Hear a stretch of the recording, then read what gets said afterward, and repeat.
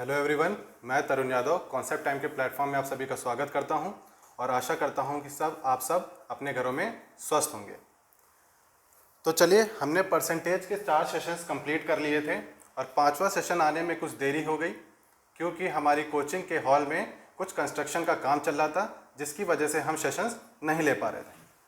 ठीक है, सेशन शुरू करने से पहले मैं आपको एक चीज़ बता देता हूँ कि आपको इस चैनल पे ज्वाइन करना है। आपको इस टेलीग्राम चैनल पे आपको सारी पीडीएफ मिल जाएगी, मैथ्स की, जीएस की और भी सारे क्वेश्चन के रिलेटेड आपको सारी पीडीएफ आपको इस टेलीग्राम चैनल पे मिल जाएगी। आपको टेलीग्राम चैनल पे सर्च मारना है कॉन्सेप्ट टाइम कोचिंग और आपको वो चैनल ज्वाइन कर लेना है, जिससे कि आप सब वहाँ पे पीडीएफ डाउनलोड कर सकें। ठीक है, वरना इस टेलीग्राम चैनल के लिंक हम डिस्क्रिप्शन में और या कमेंट्स में डाल देंगे। तो चलिए सेशंस की शुरुआत करते हैं और कोई पहले क्वेश्चन से शुरू करते हैं। पहला क्वेश्चन ये रहा। ठीक है, क्वेश्चन को पढ़िए।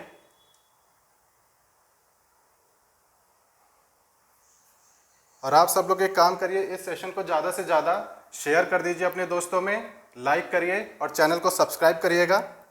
ठीक है, पहला क्वेश्चन पढ़ते हैं। पहला क्वेश्चन क्या कह रहा है? In Sabarmati Express there are as many wagons as the number of seats in each wagon. मतलब एक साबरमती एक्सप्रेस है, उसमें सीटों की संख्या डिब्बों की संख्या के बराबर है। मतलब कोई ट्रेन है, अगर एक डिब्बे में 10 सीटें हैं तो ट्रेन में डिब्बे टोटल कितने हैं? 10 हैं। ठीक, ये बात समझ में आई।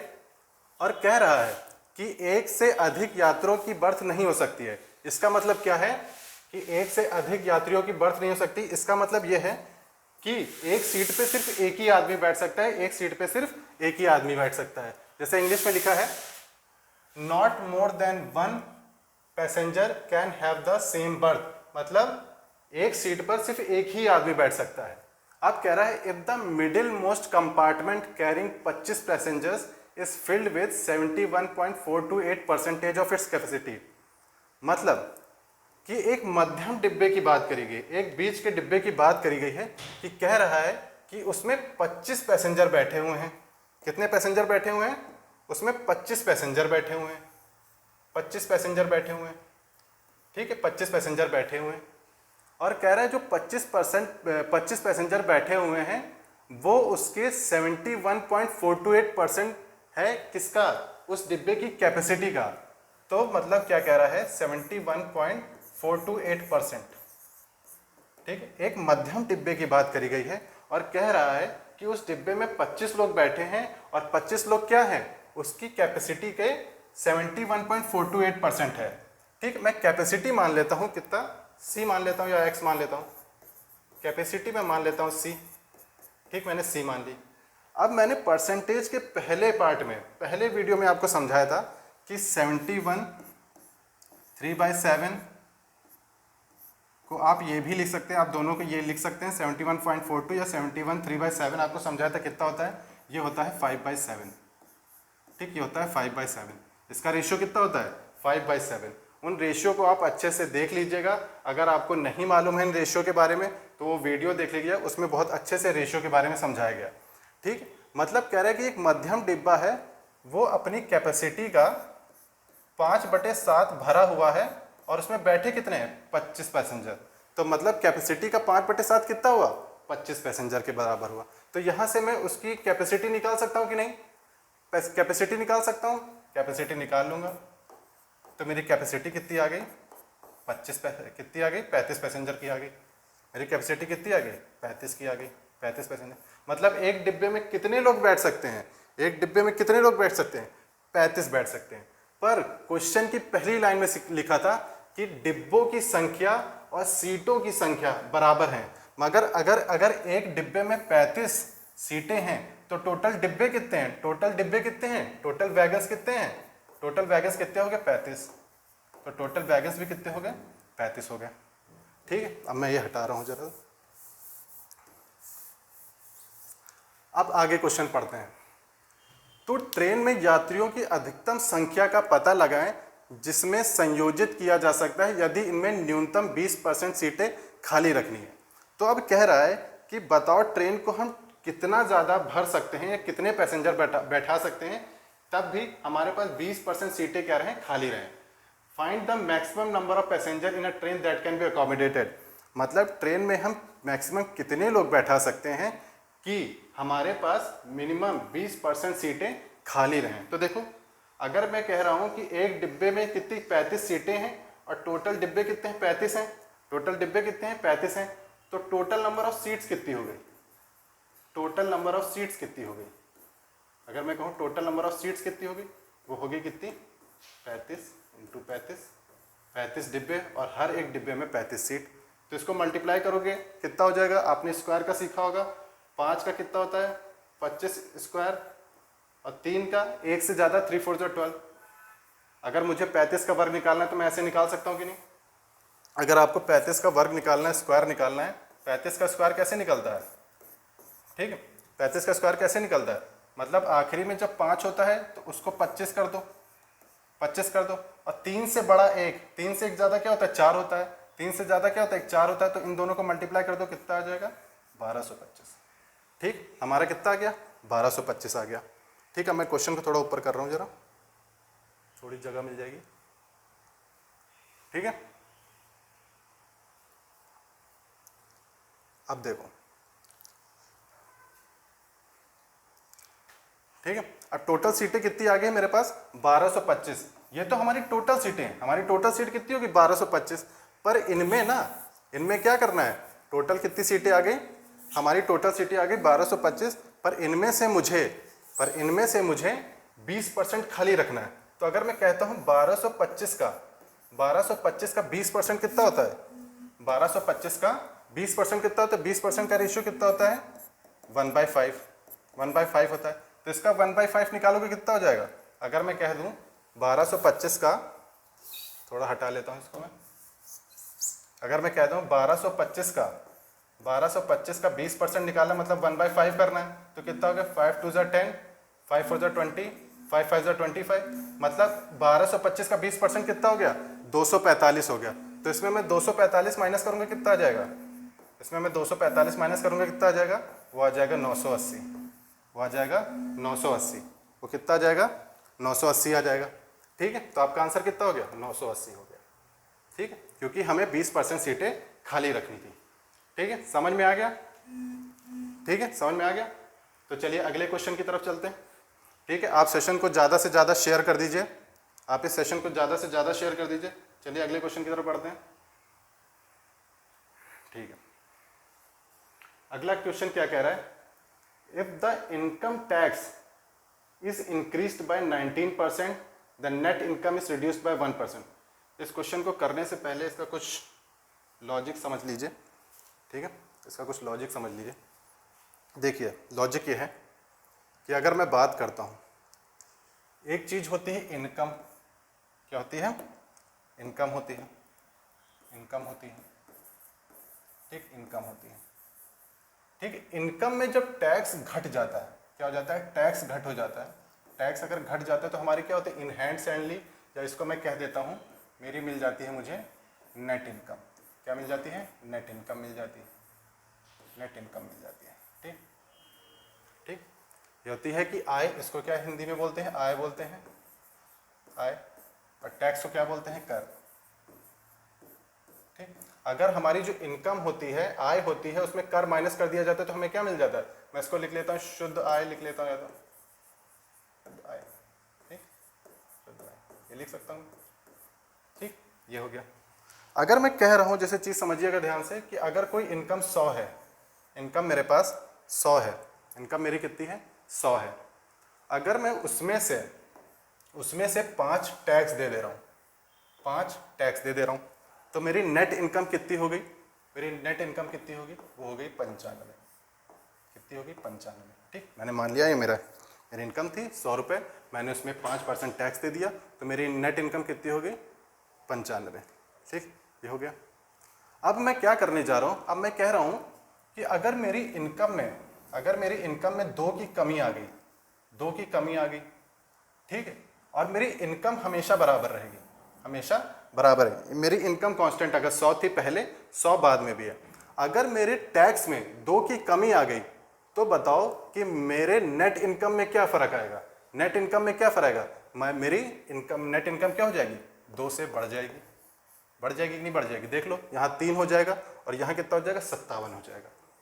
और अगर इसी तरह मैं कह दूँ मेरी इनकम में, मेरे टैक्स में, सॉरी, अगर मेरे टैक्स में मैं मान लो कि 4 की बढ़ोतरी हो गई, अगर 4 की बढ़ोतरी हो गई तो मेरे नेट इनकम में क्या डिफरेंस आएगा, मेरे नेट इनकम में क्या अंतर आएगा, मेरा नेट इनकम जो होगी वो 4 से घट जाएगी। मतलब मुझे पहले अगर 4 रुपए ज़्यादा टैक्स पे कर दिया तो मेरे हाथ में 4 रुपए कम आ रहे होंगे। ठीक है, ये चीज़ समझ में आई। मेरी इनकम इस केस में कांस्टेंट रहेगी। तो इससे एक चीज़ समझ में आ रही है कि जितना भी चेंज आप यहाँ पे टैक्स पे कर रहे हो उतना ही चेंज आपका नेट इनकम पे हो रहा है अगर मेरी इनकम कांस्टेंट है। ठीक है, जितना ही चेंज मेरा अगर टैक्स पे हो रहा है, अगर मैं टैक्स 4 रुपए ज़्यादा दे रहा हूँ तो मेरी इन हैंड सैलरी जो शुद्ध आय होगी, जो मेरी net income in hand salary होगी, वहाँ पे मुझे 4 रुपए कम मिल रहे होंगे। ठीक, यहाँ से एक चीज़ समझ में आई, यहाँ से एक चीज़ समझ में आई कि जितना भी अगर मैं इसको लिखता हूँ अमाउंट ऑफ चेंज, स्पेलिंग गलत है अमाउंट की, amount of change in net income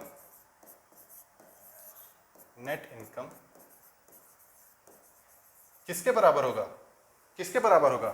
amount of change in tax,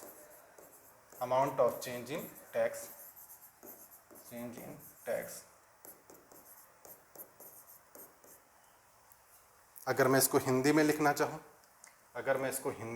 चाहूँ तो मैं क्या करूँगा कि शुद्ध आय में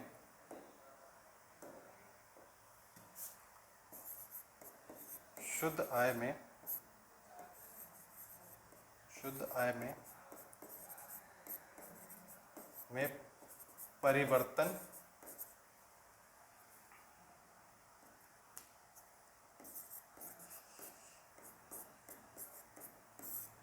होगा, शुद्ध आय में जो परिवर्तन होगा वो किसके बराबर होगा, हमारा कर में परिवर्तन के बराबर होगा। ठीक है, जितना हमारा शुद्ध आय में डिफरेंस आएगा, उतना डिफरेंस कहाँ जाएगा, जितना हमारा शुद्ध आय में डिफरेंस आएगा वही हमारा टैक्स में परिवर्तन आएगा। कि मतलब अगर 2 रुपए मैं टैक्स कम पे कर रहा हूँ तो मेरे हाथ में 2 रुपए ज़्यादा आएंगे। ठीक है, चलिए फिर आगे उस क्वेश्चन की तरफ बढ़ते हैं जिसको हमने कहा गया, ये रहा। ठीक, आप क्वेश्चन को पढ़िए।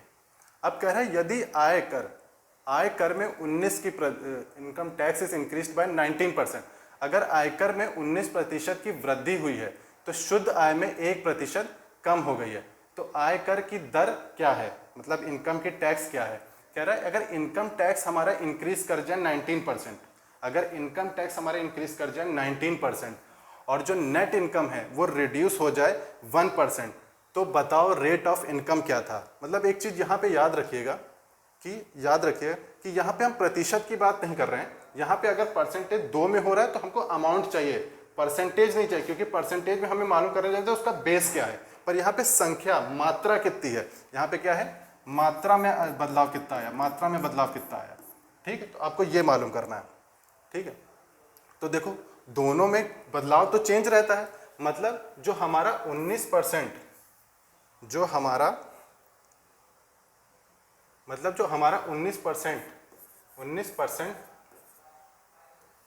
को मैं परसेंटेज साइन हटा के 100 लिख देता हूँ। 19% जो हमारा कितना इनकम टैक्स आईटी लिख दे रहा हूँ चेंज आया है, वो हमारे किसके बराबर होगा, जो हमारा नेट इनकम में 1% का डिक्रीज हुआ है। मतलब कि हमारा इनकम टैक्स जब इंक्रीज हुआ है, और कितने से इंक्रीज हुआ है, 19/100। यहाँ पे मैं प्लस माइनस की बात नहीं कर रहा हूँ, कौन इंक्रीज हुआ है कौन डिक्रीज हो रहा है, वहाँ मैं अमाउंट की बात कर रहा हूँ, जितनी संख्या होगी, जितनी मात्रा होगी, मैं उसकी बात कर रहा हूँ। तो मतलब अगर नेट इनकम में 19% इंक्रीज हुआ है और अगर हमारी नेट इनकम रिड्यूस हुई है 1% से, तो दोनों बराबर होंगी, क्योंकि हमारी इनकम तो कांस्टेंट है, तो ये दोनों चीज़ें बराबर होंगी। अब मैं इसको काटने जा रहा हूँ, मैं काटूंगा तो ये गया। तो अगर मैं इनकम इनकम टैक्स लिखा है और ये मेरी नेट इनकम लिखा है, उन दोनों का रेशियो निकालूंगा तो वो आ गया 1/19। 1/19 अगर मेरा इनकम टैक्स 1 पे कर रहा हूँ और नेट इनकम मेरी 19 हो गई, ये अभी हमने रिलेशन पढ़ा था, ये अभी हमने यहाँ पे रिलेशन पढ़ा था, ये हमने पढ़ा था रिलेशन क्या था, नेट इनकम किसके बराबर होती है, नेट इनकम किसके बराबर होती है, इनकम माइनस टैक्स। अगर मैं इनकम यहाँ पे 10 टैक्स में 1 पे कर रहा हूँ और मेरी नेट इनकम 19 है, तो मेरी इनकम कितनी हो गई, 20 हो गई। ये चीज़ आपको समझ में आ गई, कितनी हो गई, 20 हो गई, ठीक है, 20 हो गई। तो यहाँ पे मेरी इनकम कितना हो जाएगा, यहाँ मेरा इनकम कितनी हो जाएगी, यहाँ मेरी इनकम हो जाएगी, मतलब इन दोनों को जोड़ लूँगा, 19 + 1 कितनी हो गई, 20 हो गई। मेरी इनकम कितनी, 20 हो गई। अब मुझे रेट ऑफ इनकम टैक्स निकालना है, मतलब आय की दर निकालनी है। तो मैं टैक्स कितना पे कर रहा हूँ, टैक्स देखिए इनकम टैक्स कितना पे कर रहा हूँ, 1 का पे कर रहा हूँ। अगर मैं इनकम टैक्स 1 का पे कर रहा हूँ और इनकम टैक्स निकलता किस पे है, इनकम पे निकलता है, तो कितना है, इनकम 20 है, इंटू 100 करूँगा तो मेरा परसेंटेज निकला है, कितना हो गया, 5। तो मेरा इनकम टैक्स कितना है, 5% है। और ये कौन सा ऑप्शन है, ये ऑप्शन है सी। तो आपका ऑप्शन सी एकदम सही हो गया। ठीक है, समझ में आ गया, आसान सा सवाल था, ज़्यादा कुछ कठिन भी नहीं था, सिंपल सा। आपको क्या करना है, देखिए आपने इतना ये समझने के लिए था, आपको करना कैसे मैं वो बता दे रहा हूँ। आपको करना कैसे,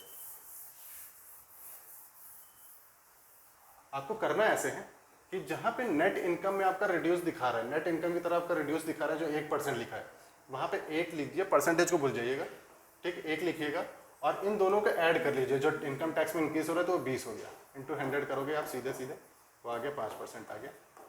पर आपको थोड़ा लॉजिक समझ लीजिए, वो आपके लिए अच्छा रहेगा, ठीक है। और आप इस सेशन को ज़्यादा से ज़्यादा शेयर कर दीजिए, ठीक है, आप इस सेशन को ज़्यादा से ज़्यादा शेयर कर दीजिए। और चलिए अब हम अपने अगले क्वेश्चन की तरफ चलते हैं, अगले क्वेश्चन की तरफ चलते हैं। देखिए वैसा ही क्वेश्चन है, वैसा ही क्वेश्चन है, ठीक है, वैसा ही क्वेश्चन। अब कह रहा था income tax is increased by 19%, मतलब आय की दर में अगर 19% की वृद्धि हुई है तो शुद्ध आय हमें 6% कम मिलती है, ठीक है, 6% कम मिलती है। If the income tax is increased by, हमारे टैक्स में कितना इंक्रीज हो गया है, 19%। हमारे टैक्स में कितना इंक्रीज हो गया है, 19% इंक्रीज हो गया है। 19% हमारे इंक्रीज हुआ है, कितना हो गया है, इनकम टैक्स, ठीक है। और हमारी नेट इनकम जो है वो कितने से रिड्यूस हुई है, नेट इनकम कितने से रिड्यूस हो गई है, वो हो गई है 6% से रिड्यूस हो गई है। तो मैंने पहले ही कहा था जब इनकम कांस्टेंट रहती है तो इनकम टैक्स में बदलाव और नेट इनकम में बदलाव दोनों क्या होते हैं, दोनों क्या होते हैं, बराबर होते हैं। दोनों बराबर हो गए तो बराबर कर देंगे, तो ठीक है। अब ये देखिए कट गया। अब मुझे रेशियो निकालना है, income tax upon net income किसके बराबर हो गया, 6/25, 6/25 के बराबर हो गया, 6/19 के बराबर हो गया, सॉरी 6/19 के बराबर हो गया। अगर मेरा इनकम टैक्स में पे कर रहा हूँ 6, अगर मैं इनकम टैक्स में कितना पे कर रहा हूँ, कितना भर रहा हूँ, 6 भर रहा हूँ, और मेरी इन हैंड सैलरी हो गई 19, तो मेरी इनकम कितनी हो जाएगी, मेरी इनकम कितनी हो जाएगी, मेरी इनकम हो जाएगी 25, इनकम हो जाएगी 25। आप रिलेशन से निकाल सकते हैं, कौन सा relation, net income equals to income minus tax, income minus tax. आप इस रिलेशन से निकाल सकते हैं, इनकम आपकी निकल आएगी। आप यहाँ पे नेट इनकम की जगह 6 रख दीजिएगा, ठीक है, नेट इनकम की जगह टैक्स की जगह आप 6 रख दीजिएगा, नेट इनकम की तरह 19 रख दिए तो आपकी इनकम निकल आएगी। इनकम कितनी निकल आएगी, 25, ठीक। वरना ये लॉजिक सीधी सीधी बात है कि अगर इनकम टैक्स मेरा 6 है और नेट इनकम मेरी 19 है तो मेरी जाहिर सी बात है मेरी इनकम कितनी हो जाएगी, 25। अब मुझे दर निकालनी है, ठीक, मतलब मुझे इनकम टैक्स निकालना है, रेट ऑफ इनकम टैक्स निकालना है। तो देखो रेट कैसे निकलेगी, रेट कैसे निकलेगी, देखो अगर मैं कह रहा हूँ मैं इनकम टैक्स कितना पे कर रहा हूँ, 6 पे कर रहा हूँ, मैं इनकम टैक्स कितना पे कर रहा हूँ, 6 पे कर रहा हूँ, और इनकम टैक्स लगता किस पे है, हमेशा इनकम पे लगता है। तो इनकम हमारी कितनी है, 25, इनकम हमारी कितनी है, 25, परसेंटेज निकालना है तो 100 से कर देंगे, 25 4, तो कितना हो गया, 24%। हमारा आंसर कितना आ गया, 24% आ गया, ठीक। आसान सा क्वेश्चन था, वरना आप सीधे सीधे कहते यहाँ पे नेट इनकम की तरफ क्या लिखा हुआ है, 6 लिखा हुआ है, क्या लिखा हुआ है, 6 लिखा हुआ है, तो यहाँ पे आप सीधे 6 लिखते और इन दोनों को आप ऐड कर लीजिए, 19 और 6 कितना, 25, इंटू 100 निकालोगे तो कितना आ जाएगा, 25 4, ये हो गया 24%। आप सीधा सीधा निकाल सकते थे इस क्वेश्चन में इतनी मेहनत करने की ज़रूरत नहीं थी, पर आप लॉजिक समझ लीजिए तो आपके लिए अच्छा हो। ठीक है, ये चीज़ समझ में आ गई।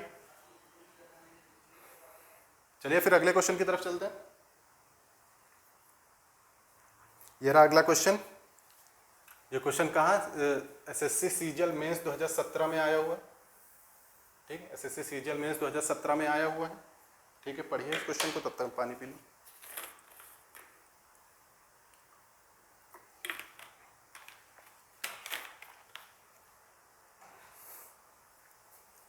ठीक है, देखिए अब क्या कह रहा है क्वेश्चन। क्वेश्चन कह रहा है कि a man's annual income has increased by 1.2 lakh but the tax on income that has to pay has been reduced from 12 to 10%. He now pays the same amount of tax as before. ठीक है, अब कह रहा है कि एक आदमी की वार्षिक आय में 1.2 लाख 1 मतलब 1.2 लाख की बढ़ोतरी हुई है। कितनी हुई है? 1.2 लाख की बढ़ोतरी हुई है, 1.2 लाख रुपए की वृद्धि हुई है, बढ़ोतरी। पर उस पे होने वाली आय की कर, मतलब जो इस इनकम पे, जो इनकम पहले लग रहा था 12%, इनकम टैक्स पहले 12% लग रहा था, और वो जब 1.2 लाख बढ़ गई है तो इनकम की टैक्स घटकर 12 से घटकर कितनी हो गई है? 10% हो गई है। पर कह रहे वह अब पहले की तरह ही भुगतान कर रहा है। इस लाइन का मतलब ये है कि मतलब अगर वो पहले कुछ इनकम टैक्स पे कर रहा था तो अब भी सेम ही इनकम टैक्स पे कर रहा था। अगर पहले भी 10 रुपए पे कर रहा था तो अब भी 10 ही रुपए पे कर रहा है, पर उसकी इनकम टैक्स कितनी हो, इनकम टैक्स कितनी घट गई है? 12 से 10% घट गई है उसकी रेट। ठीक है, अब बताना है कि उसकी बढ़ी हुई आय लाख में क्या है। ये क्या है भाई? लाख में क्या है, मतलब उसकी जो आय बढ़ के कितनी हो गई है। देखो पहले ये चीज कि अगर एक इनकम, मैं मान ले रहा हूँ इनकम पहले उसकी थी एक्स, इनकम पहले थी उसकी एक्स, ठीक, तो बढ़कर कितनी हो गई है? 1.2 लाख, एक्स प्लस 1.2 लाख बढ़ गए भाई। ठीक, बढ़ गई। पर पहले क्या कह रहा है कि पर उसकी अगर इनकम पहले रेट जो लग रहा था, पहले उनका इनकम टैक्स रेट जो होता है, the rate of income tax होता है, अगर पहले 12% लग रहा था तो अब कितना लग रहा है? अब लग रहा है 10%। कितना हो गया? पहले 12% लग रहा था, अब घट के कितनी हो गई? 10%। पर कह रहा है कि दोनों सिचुएशन में जो इनकम टैक्स पे कर रहा है ना, वो दोनों को बराबर पे कर रहा है। कि मतलब यहाँ पे भी जितना इनकम टैक्स पे कर रहा था, वहां पे भी इनकम टैक्स उतना ही पे कर रहा है। यहाँ जितना कर पे कर रहा था, यहाँ पे भी उतना ही कर पे कर रहा है। ठीक है, तो चलिए पहले इसका बेसिक तरीका समझ लेते हैं। इसको थोड़ा साइड करता हूँ जरा, इसका बेसिक तरीका समझ लेते हैं।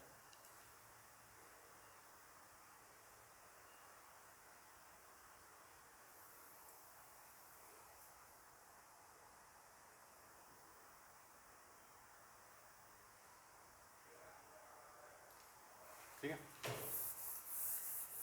तो चलो अगर मैं उसकी इनकम मान लेता हूँ, मतलब उसका पहले मैं मान लेता हूँ इनकम एक्स थी। पहले उसकी इनकम कितनी थी? पहले उसकी इनकम मैं मान लेता हूँ एक्स थी। पहले उसकी इनकम कितनी थी? एक्स थी।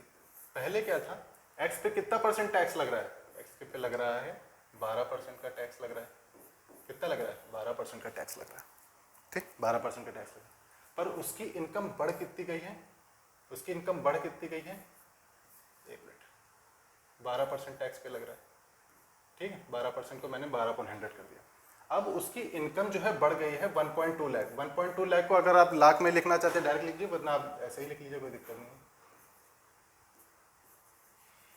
ठीक, ऐसे लिख लोगे। और अब कितना टैक्स लग रहा है? उस पर लग रहा है 10% लग रहा है, 10% लग रहा है। ठीक, इसका आसान तरीका भी बताएंगे, पहले बेसिक समझ लीजिए।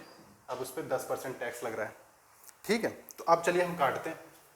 अगर मैं काट रहा हूँ यहाँ तो 100 से 100 चला जाएगा, यहाँ से करोगे तो 6। ठीक, ये हो गया।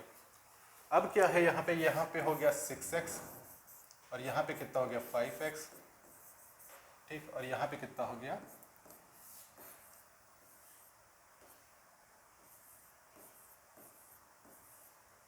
ठीक, ठीक है, ये चीज हो गई। अब क्या करोगे आप, इस x को इधर ले आओ तो कितना हो जाएगा, x हो जाएगा, मतलब 5x 6x इतना हो गया 6x, और यहाँ पे मेरी कितनी आ गई, यहाँ पे मेरी सैलरी कितनी आ गई x, मतलब यहाँ पे सैलरी कितनी आ गई 6 लाख आ गई, मतलब उसकी सैलरी पहले कितनी थी 6 लाख थी, ठीक है।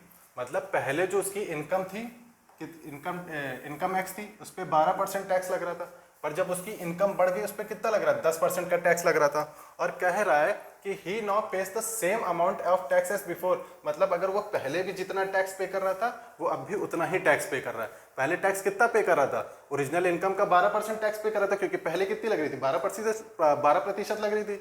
और जब उसकी इनकम 1,20,000 से बढ़ गई, 1,20,000 से बढ़ गई तो उसकी इनकम टैक्स कितना पे कर रहा था, उसका 10% पे कर रहा था, ठीक। तो फिर हमने इसको सॉल्व किया तो हमारा कितना आ गया 6 लाख। तो क्या आंसर 6 लाख होगा। उसने क्या पूछा है, फाइंड हिज इंक्रीज्ड इनकम, मतलब उसकी बढ़ी हुई आय, उसकी बढ़ी हुई आय पे। तो अगर पहले 6 लाख थी तो 1,20,000 से बढ़ गई तो कितनी हो गई है, 7.2 लाख हो गई है, ठीक है। कितनी हो गई है, 7.2 लाख हो गई है, ठीक। ये चीज़ समझ में आई, ये चीज़ समझ में आ गई, ठीक है। ये चीज़ समझ में आ गई। तो चलिए इसके थोड़े एक अच्छे मेथड की बात करते हैं, ठीक है, अच्छे मेथड की बात करते हैं।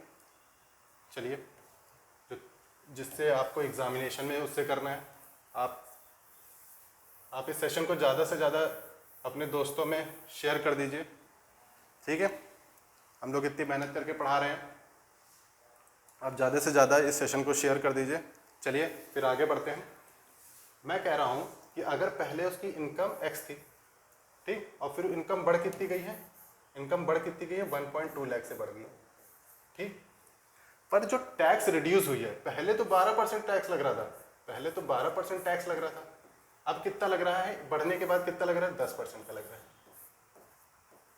अच्छा एक चीज, अभी इसको भूल जाओ, अभी मैं कह रहा हूं इसको भूल जाओ, 1.2 लाख को भूल जाओ।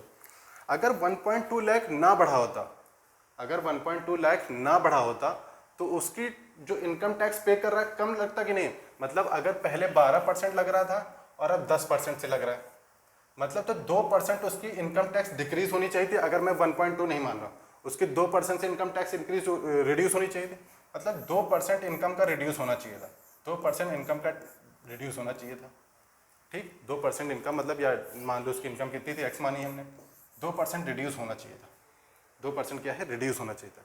पर उसका रिड्यूस नहीं हुआ, जितना वो पहले भी पे कर रहा था वो अभी भी उतना ही पे कर रहा है। मतलब अगर पहले जितना कर पे कर रहा था उतना ही कर अब भी पे कर रहा है। उसकी टैक्स तो रिड्यूस होना चाहिए था 2% से, क्योंकि 12 से 10 हो गया तो 2% से तो उसका टैक्स रिड्यूस होना चाहिए था, टैक्स रिड्यूस होना चाहिए था, ये टैक्स है, टैक्स रिड्यूस होना चाहिए था।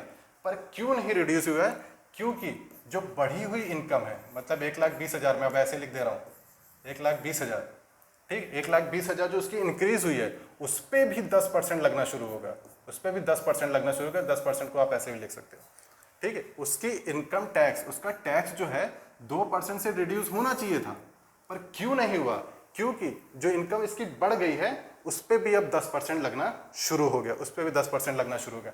आप काटो, देखो यहाँ से 60,000 ही बचेगा, तो आपकी कितनी आ गई, 6 लाख आ गई।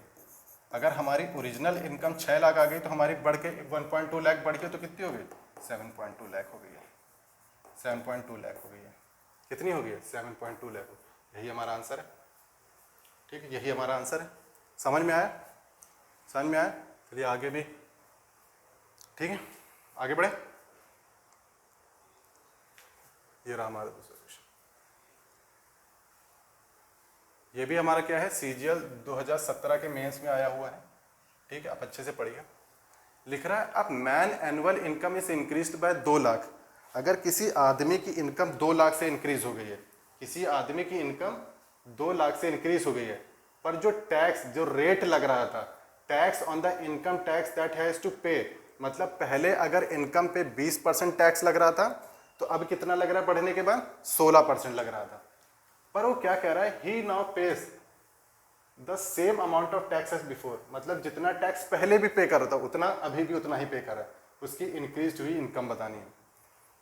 एक आदमी की वार्षिक आय में 2 लाख रुपए की वृद्धि, मतलब आय में कितनी वृद्धि हो गई है, 2 लाख की वृद्धि हो गई है। कितनी वृद्धि हो गई है, 2 लाख की वृद्धि हो गई है, 2 लाख की वृद्धि हुई है, लेकिन उससे होने वाले आय की कर, मतलब उस पर जो आय की कर लगती है वो 20% से कितनी घट के हो गई है, 16% हो गई है। और वो पहले की ही तरह, जो जितना मतलब पहले की तरह भुगतान करता है, वह अब पहले की ही तरह कर का भुगतान करता है। मतलब जितना कर पहले भुगतान कर रहा था उतना ही अब भी कर रहा है। उस जो पे कर रहा था, जो इनकम टैक्स पे कर रहा था, उसमें कोई अंतर नहीं है। तो बढ़ी हुई आय बतानी है आपको, ठीक, बढ़ी हुई आय बतानी है। आप बेसिक कर लीजिएगा। मैं जो दूसरा मेथड बताया था जिससे आपको एग्जाम में करना, मैं उस तरह बताता हूँ। पहले इनकम जो थी वो एक्स थी। मैंने मान लिया कि जो ओरिजिनल इनकम थी वो मेरी एक्स थी। अब बढ़ के कितनी हो गई है, अब बढ़ के हो गई है 2x प्लस 2 लाख। मतलब 2 लाख को अगर मैं लिखना चाहूँ तो मैं ऐसे लिख दूंगा, फिर वरना 2 लाख भी लिखा रहने देते कोई बात नहीं, ठीक, 2 लाख। ठीक, ये चीज़ आई समझ में। अब क्या करना है, अब पहले कितना टैक्स पे कर रहा था, पहले इस पे कितना टैक्स लग रहा था, 20% का टैक्स लग रहा था। बढ़ने के बाद कितना हो गया है, बढ़ने के बाद कितना लग रहा है, 16% का टैक्स लग रहा है।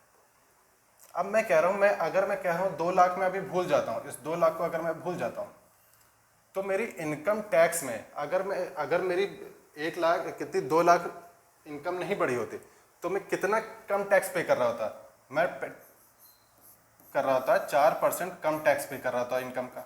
मतलब ये टैक्स है तो कितना कम पे कर रहा था, अगर 20 से 16 हो गई है, अगर 2 लाख ना बढ़ी होती तो 20 से 16% हो गई है। तो पहले अगर मैं 20% पे कर रहा था इनकम टैक्स, तो अब मैं 16 पे करता, मतलब 4% कम पे करता, 4% कम अपनी टैक्स पे करता। पर क्वेश्चन कह रहा है कि वो बराबर ही कर रहा है, जितना पहले कर रहा था वो अब भी कर रहा है। हमारी घटनी चाहिए थी, हमारे जो इनकम टैक्स जो हम पे कर रहे थे वो घटना चाहिए था। और कितना घटना चाहिए था, 4% घटना चाहिए था। 20 से 16 हो गया तो 4% घटना चाहिए था। क्यों नहीं घटा, क्योंकि हमारा जो ये 2 लाख है उस पर भी हमारा क्या होना शुरू हो गया है, 16% टैक्स लगना शुरू हो गया। क्या हो गया, 16% टैक्स लगना शुरू हो गया। ठीक है, हमारी इनकम टैक्स, हमको टैक्स 4% कम पे ना करना चाहिए था, हमको जो है टैक्स 4% कम पे करना चाहिए था। क्यों कम नहीं पे कर रहे, क्योंकि 2 लाख पे भी 16% टैक्स हम देने लग रहे हैं। तो देखो काटो भाई, तो यहाँ पे कितना आ गया, इनकम कितनी आ गई मेरी, हमारी आ गई 8 लाख। 8 लाख को ऐसे लिखते हैं, ठीक, इसको मैं लिख सकता हूँ, हमारी इनकम कितनी आ गई, अब 8 लाख आ गई। ओरिजिनल इनकम कितनी आ गई, 8 लाख आ गई। यहाँ पे एक्स माना था, सॉरी। तो हमारी इनकम कितनी आ गई, हमारी इनकम कितनी आ गई, हमारी इनकम आ गई 8 लाख। पर कह रहा है कि हमें बढ़ी हुई इनकम बतानी है। तो हमने एक्स मानी थी, वो ओरिजिनल इनकम थी, जो हमारी ओरिजिनल इनकम थी। पर हमें बढ़ी हुई इनकम बतानी, तो मतलब पहले 8 थी, 2 लाख, पहले 8 लाख थी, 2 लाख से बढ़ के कितनी हो गई है, 10 लाख हो गई है। कितनी हो गई है, 10 लाख हो गई है। 10 लाख होगी। आशा करता हूँ आपको समझ में आया होगा। आप इस सेशन को ज़्यादा से ज़्यादा शेयर कर दीजिए। और चलिए हम अपने अगले क्वेश्चन की तरफ चलते हैं। ठीक है, हमारा अगला क्वेश्चन रहा ये कहाँ पे आया है, एसएससी सीजीएल मेंस, ये आपके 2000 फरवरी 18 में आया हुआ है। ठीक है, 18 में आया हुआ है। थोड़ा वेरिएशन भी है, क्वेश्चन को पढ़िए, तब तक पानी पी लो। कह रहा, a man annual income has increased bye 5 lakh. एक आदमी है, वो इनकम इंक्रीज कितनी हो गई, उसकी 5 लाख से इंक्रीज हो गई है, पर उसकी टैक्स जो है रिड्यूस हो गई है 12 से 10। मतलब अगर पहले वो इनकम टैक्स 12% पे कर रहा था, अब उसकी इनकम टैक्स पे कितना रेट लग रहा है, अब लग रहा है 10% लग रहा है। अब कह रहा है वो पहले से, मतलब इनकम टैक्स रिड्यूस तो हो गई है, पर वो पहले से 10,000 रुपये ज़्यादा पे कर रहा है, पहले से 10,000 रुपये ज़्यादा पे कर रहा है। तो what is his increase income, उसकी बढ़ी हुई आय बतानी है। वो कह रहा है कि एक आदमी है कि मतलब अगर मैं मान लेता हूँ उसकी पहले जो थी, उसकी पहले इनकम एक्स थी, अब उसकी इनकम बढ़ के कितनी हो गई है, उसकी इनकम बढ़ के कितनी होगी, 5 लाख से बढ़ गई है। 5 लाख से बढ़ गई है ना, 5 लाख से बढ़ गई। पहले उसकी इनकम पे कितना परसेंट टैक्स लग रहा था, 12% का टैक्स लग रहा था, 12% का टैक्स लग रहा था। अब उसकी इनकम पे कितना परसेंट टैक्स लग रहा है, 10% लग रहा है। और कह रहा है कि 2% से डिक्रीज तो हो गया, 12 से 10 तो हो गया, पर वो पहले से क्या कह रहा है, वह अब 10,000 रुपये अधिक आय का भुगतान करता है।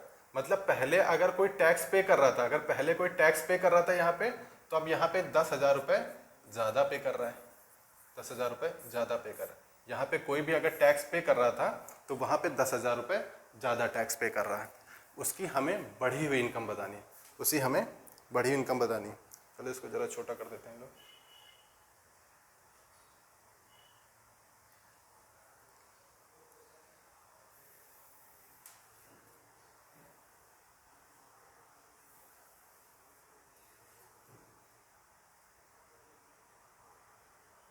ठीक है,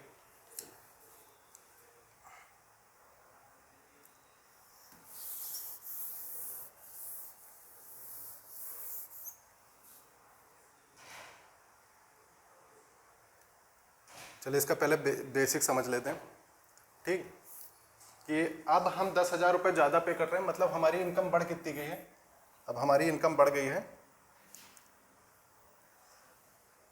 मेरी इनकम क्यों लिख नहीं रहा भाई,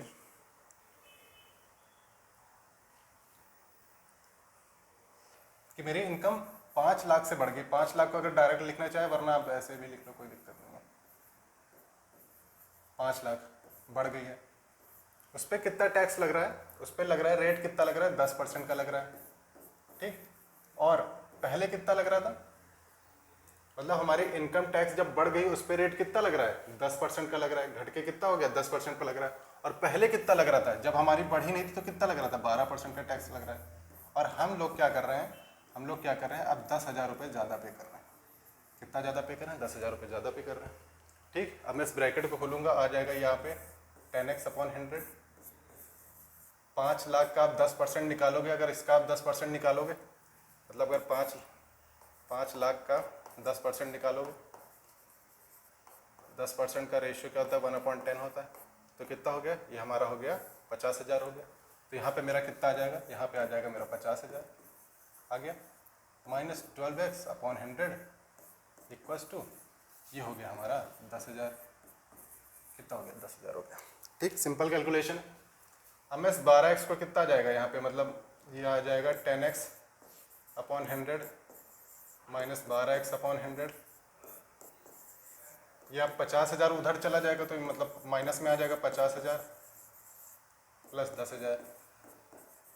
ठीक, यहाँ पे मेरा अगर मैं एलसीएम लेके करूँगा, ये मेरा आ जाएगा 2x/100 equals to minus 40,000, minus 40,000। तो ये देखो यहाँ पे प्लस प्लस हो जाएगा, कोई प्रॉब्लम ना।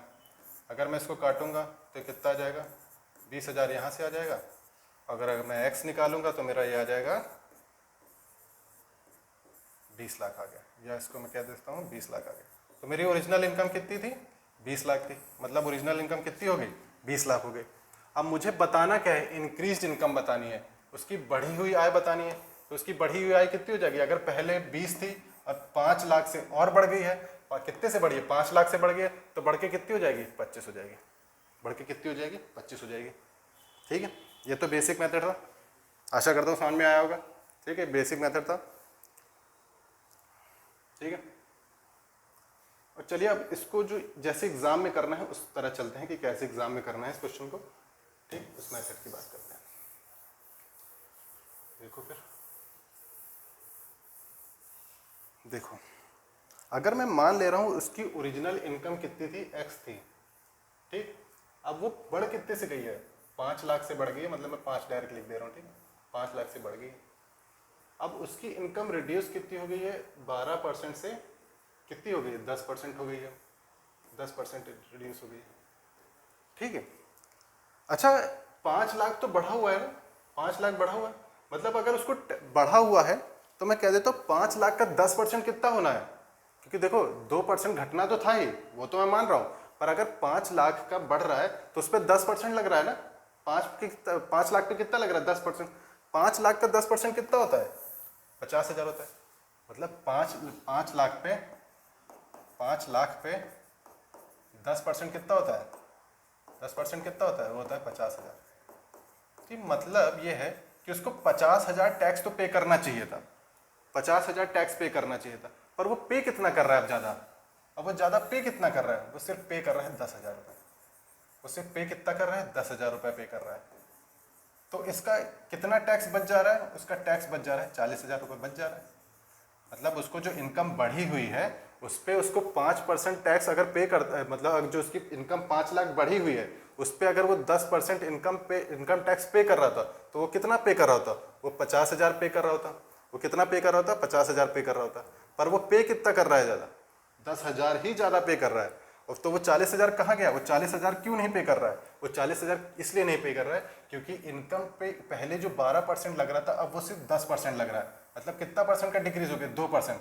मतलब 2% का जो रिड्यूस है, 2% का जो इनकम पे रिड्यूस है, ठीक है, उसकी वजह से वो 40,000 रुपये कम पे कर रहा है। उसकी वजह से वो 40,000 रुपये कम पे कर रहा है। उसकी वजह से फिर से समझ लीजिए कि देखो, अगर उसकी इनकम 5 लाख से बढ़ गई, अगर मैं एक्स भूला जा रहा हूँ, अगर सिर्फ इसकी इनकम मैं यहाँ देखूँ 5 और 10 को देखूँ, अगर उसकी इनकम 5 लाख से बढ़ गई थी, उस पर 10% का टैक्स पे लग रहा है, तो मतलब उसको 5,000 रुपये ज़्यादा पे करने पड़ रहे थे। 50,000 का टैक्स पे करता, सॉरी, उसको 50,000 का टैक्स पे करता, पर वो पे कितना कर रहा है ज़्यादा पहले से? अब सिर्फ वो ज़्यादा पे कर रहा है 10,000 रुपये। मतलब उसकी इनकम जो पहले थी 5 लाख से बढ़ी, 5 लाख से बढ़ी, तो वो बढ़ी हुई इनकम पे कितना उसको टैक्स ज़्यादा पे करना चाहिए था? 50,000 रुपये ज़्यादा पे करना चाहिए था। पर वो पे सिर्फ कितना कर रहा है? वो 10,000 रुपये सिर्फ ज़्यादा पे कर रहा है। तो वो 40,000 कहाँ गया? 40,000 उसका कहाँ से कॉम्पेंसेट हो गया? वो किसके बराबर हो गया? मतलब जो उसके बराबर हो गया जब 2% घट रहा है, 2% जो रेट घट रहा है उसकी वजह से कॉम्पेंसेट हो गया। तो मतलब 2% of original income, 2% of original income किसके बराबर हो जाएगा? 40,000 के बराबर हो जाएगा। तो यहाँ से काटोगे तो मेरा x कितना आ गया? यहाँ से मेरा आ गया 20 लाख आ गया।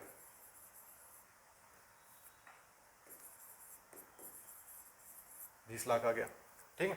तो मेरा अगर ओरिजिनल इनकम 20 लाख आ गया तो मेरी बढ़ी हुई इनकम कितनी हो जाएगी? 25 लाख हो जाएगी, क्योंकि 5% इंक्रीज हो रहा था। ठीक, एक बार फिर से समझ लीजिए कि देखो, अगर मेरी पहले इनकम x थी तो अभी कितनी हो गई है? x प्लस 5% हो गई है। कितनी हो गई है? x plus 5%, x plus 5 lakh बढ़ गई है, 5 लाख से बढ़ गई है। और टैक्स में पहले अगर मैं 12% टैक्स पे कर रहा था, अब मैं 10% टैक्स कर रहा हूँ। देखो ये दोनों तो बराबर हैं, ये दोनों तो बराबर हैं। तो अगर मैं सिर्फ बोलूँ कि अगर मैं 5 लाख पे ही 10% टैक्स पे कर रहा था तो मुझे कितना पे करना हो रहा था? तो मैं पे करता 50,000। मैं कितना पे करता? 50,000 पे करता। मैं कितना पे करता? 50,000 पे करता। पर वह 50,000 ज़्यादा पे करता। पर मैं ज़्यादा पे कितना कर रहा हूँ? मैं सिर्फ 10,000 रुपये ज़्यादा पे कर रहा हूँ। और ऐसा क्यों 10,000 ज़्यादा पे कर रहा हूँ? ठीक है, तो वो 40,000 कहाँ गया? वो 40,000 कहाँ से कॉम्पेंसेट हो गया? वो 40,000 यहाँ से कॉम्पेंसेट हो गया, जो हमारा 12 से 10% टैक्स जो सिर्फ इस पे लग रहा था। ठीक, जो इस पे लग रहा था वो 10%, मतलब 2% टैक्स जो घट रहा था वो किसके बराबर हो गया? हमारा 40% के बराबर हो गया, 40,000 के बराबर हो गया। तो हमारी ओरिजिनल इनकम कितनी निकल आई? 20 लाख निकल आई। हमारी ओरिजिनल इनकम कितनी निकल आई? 20 लाख निकल आई। तो हमने 5 लाख से बढ़ी थी तो कितनी हो गई? 25 लाख हो गई। ठीक है, आगे बढ़े। ठीक है, समझ में आ गया? आगे बढ़ते हैं।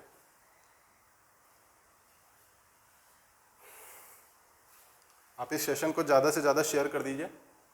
ठीक है, इस क्वेश्चन को पढ़ते हैं। एक वस्तु का मूल्य हर साल उसके मूल्य के 10% की दर से त्रास हो जाता है, मतलब घट जाता है। ठीक, डेप्रिशिएट हो जाता है।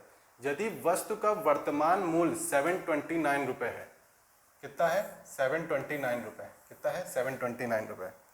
कितना है अभी? 729।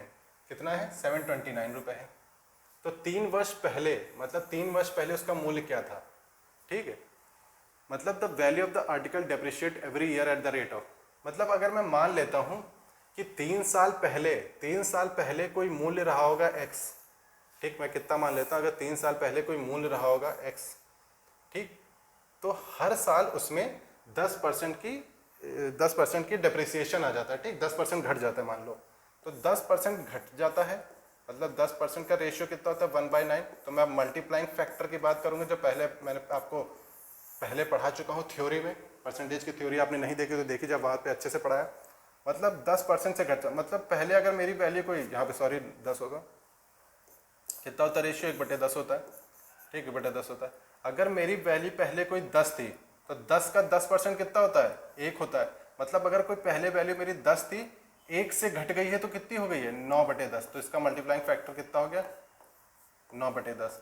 मतलब 10% डिक्रीज का मल्टीप्लाइंग फैक्टर मेरा कितना होता है? 9/10। मतलब अब पहले कोई वैल्यू x थी तो अब वो कितनी हो गई? x इंटू 9/x हुआ। ऐसा कितनी बार हुआ? 3 साल तक हुआ है। कितनी बार हुआ? 3 साल तक हुआ। तो फिर अगले साल कितनी 10% डिक्रीज हुई है, फिर अगले साल कितनी हुई है 10% से डिक्रीज हुई है, और 10% डिक्रीज होते होते 3 साल में कितनी हो गई है 729 हो गई है। देखो ये कितना 9981 729 ये सीधे चला जाएगा। तो x की वैल्यू कितनी आ गई मेरी 1000 आ गई। तो मतलब अगर 3 साल पहले उसकी कीमत कितनी रही थी 1000 रही थी। तो बी ऑप्शन आपका एकदम सही है। ठीक, आसान से सवाल था, कोई दिक्कत नहीं इसमें। आगे बढ़ते हैं। चलिए क्वेश्चन क्या कह रहा है? If the price of an article was increased by r%, later the new price was decreased by r%. If the latest price was ₹1, then the original price was, हमें ओरिजिनल प्राइस बतानी है। तो देखिए आप इसको सॉल्व कर ही लोगे, तो इतना एसएससी का बहुत ही बेसिक सा क्वेश्चन है। ठीक, एसएससी का बहुत ही बेसिक क्वेश्चन है। तो चलिए एक चीज़ बताना, अगर कोई वैल्यू, मैंने आपको थ्योरी में पढ़ाई थी, अगर कोई वैल्यू पहले x% से इंक्रीज हो जा रही है मान लो, फिर 10% से, फिर x% से डिक्रीज हो जा रही है, तो हमेशा क्या होता है इसमें? हमेशा डिक्रीज होता है, डिक्रीज होता है। और डिक्रीज होता कितना है? डिक्रीज होता है x²/100% का डिक्रीज होता है। ठीक, मालूम, मेरे को इसकी जरूरत नहीं, मुझे सिर्फ इसकी जरूरत है कि सिर्फ डिक्रीज होता है। ठीक ठीक है, मैं सिर्फ अभी ऑप्शन से कराऊंगा, मैं ज़्यादा कुछ सॉल्व नहीं करूंगा। कि वो कह रहा है कि उसकी नवीनतम मूल्य 1 रुपये है। उसकी नवीनतम मूल्य क्या है? 1 रुपये। अगर नवीनतम मूल्य 1 रुपये, मतलब कोई वैल्यू अगर डिक्रीज होने के बाद भी, अगर कोई वैल्यू डिक्रीज होने के बाद भी 1 बच रही है, अगर कोई वैल्यू डिक्रीज होने के बाद 1 बच रही है, तो यानी मेरा मतलब है कि अगर कोई प्राइस है, कोई प्राइस है और x% से घटता है या डिक्रीज होता है, तो हमेशा क्या होता है? डिक्रीज ही होता है। तो मतलब यहाँ पे कह रहा है कि r% से बढ़ रही है और r% से घट रही है, तो उसकी लेटेस्ट प्राइस कितनी है? 1। अगर कोई वैल्यू डिक्रीज होने के बाद भी 1 बच रही है, तो जाहिर सी बात है ओरिजिनल जो वैल्यू होगी, ओरिजिनल जो वैल्यू होगी वो मेरी क्या होगी? 1 से बड़ी होगी कि नहीं होगी? ओरिजिनल मेरी वैल्यू हमेशा 1 से बड़ी होगी। ठीक, ओरिजिनल वैल्यू मेरी 1 से बड़ी होगी। आइए ऑप्शन चेक करते हैं, कौन सा देखते हैं 1 से बड़ा है। देखिए 1 है, 1 से बड़ा थोड़ी है, ये भी गया। ठीक, बी ऑप्शन चेक करते हैं। 1 - r, r कुछ भी हुआ ना तो ये माइनस में दे देगा, अपॉन तो ये तो बहुत छोटा हो जाएगा, कोई दिक्कत नहीं, तो ये तो कभी हो ही नहीं सकता। सेम चीज इसका स्क्वायर रूट, जब वो नहीं है तो इसका स्क्वायर रूट भी नहीं होगा। तो आपके पास ऑप्शन कौन सा बचता है? सिर्फ ये, सिर्फ एक ऐसी यही वैल्यू है जो 1 से बड़ी हुई है, एक यही ऐसी वैल्यू है जो 1 से बड़ी है। तो इसका सही होना इसकी मजबूरी है कि नहीं है? ठीक, कोई वैल्यू अगर डिक्रीज होके 1 हो गई है, तो मतलब उसकी ओरिजिनल वैल्यू जाहिर सी बात है 1 रही होगी, जाहिर सी बात है 1 रही होगी। आप यहाँ पे परसेंटेज कितना भी छोटा से छोटा हो, आप उसको करोगे ना, कितना भी छोटा से छोटा हो, वो हमेशा 1 से छोटा होता चला जाएगा। तो ये तो हो नहीं सकता, ये भी नहीं और ये भी नहीं, ये तो 1 है, 1 से ज़्यादा होना चाहिए, 1 भी नहीं, 1 से ज़्यादा होना चाहिए, वो भी नहीं हो सकता। हमारा सिर्फ एक ही ऑप्शन सही हो सकता है, ऑप्शन डी। ऑप्शन डी ही हमारा सही हो सकता है। ठीक है, देखिए एसएससी में स्पीड का बहुत बड़ा रोल होता है। चुपचाप ऑप्शन चेक करके आगे बढ़ सकते हैं। ठीक, अपना समय बर्बाद ना करें। अब चलिए, अगर इसको बेसिक करना ही है, नहीं मानोगे आप लोग तो चलिए। तो देखो, अगर कोई वैल्यू है, मान लेता हूँ ओरिजिनल वैल्यू कितनी है, ओरिजिनल प्राइस जो कितनी है x है, ठीक, वो r% से पहले तो इंक्रीज हो गई है, मतलब 1 थी, r% से इंक्रीज होगी, तो आप ऐसे लिखते हैं।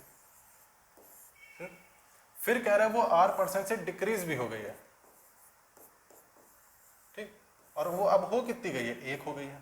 तो देखो x a + b a - b मतलब 1 - r²/100 का स्क्वायर करोगे तो कितना आ जाएगा? ठीक, =1। अब यहाँ पे एलसीएम ले लो, तो आ गया 10,000 - r²/10,000 =1। तो यहाँ से अगर आप x निकालोगे तो कितना आ जाएगा? आ जाएगा 10,000 -r²।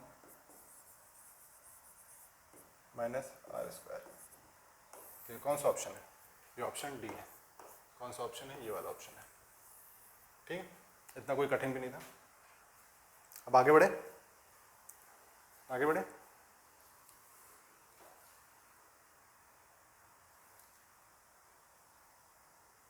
ठीक, चलिए क्वेश्चन पढ़िए। इस तरह के क्वेश्चन आपके एनटीपीसी एग्जाम में बहुत बार आए थे। इस साल एनटीपीसी में इस तरह के एग्जाम बहुत आए थे, मैंने सोचा ये क्वेश्चन करा देते। आप इस सेशन को ज़्यादा से ज़्यादा तब तक शेयर करिए, मैं पानी पी लूँ।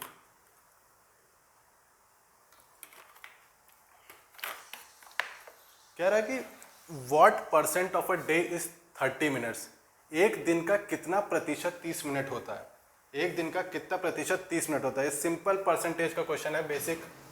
मतलब अगर मैं मान लूँ 30 मिनट, ठीक है, 30 मिनट पूरे दिन का कितना है? पूरे दिन में कितने घंटे होते हैं? 24 घंटे। अगर मैं इसको मिनट में बदलना चाहूँगा, क्योंकि मिनट मिनट में ही कंपैरिजन कर सकते हैं, तो इसको मैंने मिनट में बदल दिया। परसेंटेज निकालना है तो इसको 100 से कर दो भाई, तो ये तो 2 से चला गया। ठीक है, तो यहाँ पे मैं किससे जा रहा हूँ?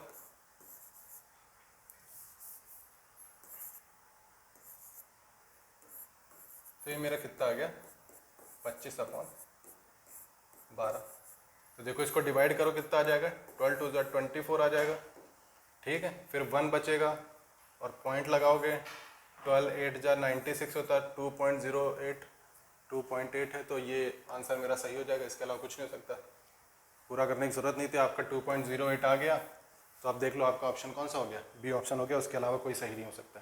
ठीक है, आसान सा क्वेश्चन है, जल्दी आगे बढ़ते हैं, इसमें कुछ था नहीं। ओहो, ये सारे एग्जामों का काफ़ी फेवरेट क्वेश्चन है। कुत्ते बिल्ली सब है इसमें, पूरा चिड़ियाघर है इसमें। क्या कह रहा है? एक कमरे में 2 प्रकार के जानवर हैं। ठीक, 2 प्रकार के जानवर हैं, कुछ बिल्ली हैं और कुछ कुत्ते हैं। प्रत्येक बिल्ली 7 बिस्किट खाती है, लेती क्या होता है? खाती है। और प्रत्येक कुत्ता 4 बिस्किट खाता है। 355 बिस्किट 45 जानवरों द्वारा खाए जाते हैं। ठीक है, और जानवर की संख्या कितनी दे दी है? 45 दे दी है। कितनी दे दी है? 45 जानवर खाए जाते हैं। और बिल्ली और कुत्तों की संख्या ज्ञात कीजिए। ठीक है, चलिए ठीक। अगर मैं कहूँ कि टोटल कुत्ते कितने, टोटल जानवर कितने हैं? 25 जानवर हैं। टोटल कितने हैं? 25 हैं। 25 जानवर हैं। ठीक है, अगर मैं मान लूँ कि बिल्ली मेरी है, जो कैट है, कितनी है? एक्स है। कैट कितनी है? एक्स है। कैट कितनी है? एक्स है। ठीक, और कैट खाती कितने बिस्किट है? कितनी बिल्ली है? कितने बिस्किट? प्रत्येक बिल्ली 7 बिस्किट खाती है। Each cat takes 7 biscuits. ठीक, यहाँ खाती होगा, खाती होगा, खाती हैं। तो कितने खाती हैं? 7 बिस्किट खाती हैं। मतलब मैं मान लो कि अगर 7 बिल्ली हैं, 7 बिल्ली हैं, हर बिल्ली 7 बिस्किट खाती है, तो कितने बिस्किट खा गई? 7x खा गई। ठीक है, अगर x बिल्ली है तो डॉग कितने हो गए? कुत्ते कितने? 45 पूरे हैं, उसमें से कैट माइनस करो तो डॉग आ गया। मतलब 45 - x क्या है? डॉग है। और डॉग खा कितने रहे? कुत्ते खा कितने रहे हैं? वो कितने खा रहे हैं? 9 बिस्किट खा रहे हैं। कितने खा रहे हैं? 9 बिस्किट खा रहे हैं। और टोटल बिस्किट हैं कितने? टोटल बिस्किट हैं कितने? टोटल बिस्किट हैं 455 बिस्किट, 355 बिस्किट, 355 बिस्किट टोटल। ठीक, 355 बिस्किट टोटल है। चलिए अब इसको करते हैं, कितना आएगा? 7x, यहाँ से 9x बाहर कर लो, 9x। ठीक है, अब इसको अगर करोगे 45 × 9 कितना होता है? 45, 450 - 45 कितना हो गया? 450 - 45 हो गया ये। यहाँ से 355 तो लिख दो, यहाँ पे माइनस में आ जाएगा, ये आ गया 405। कितना हो गया? 405 हो गया। ठीक, ये हो गया 405। यहाँ से करोगे अगर तो -2x, ये कितना आ जाएगा? ये कितना आ गया? 50।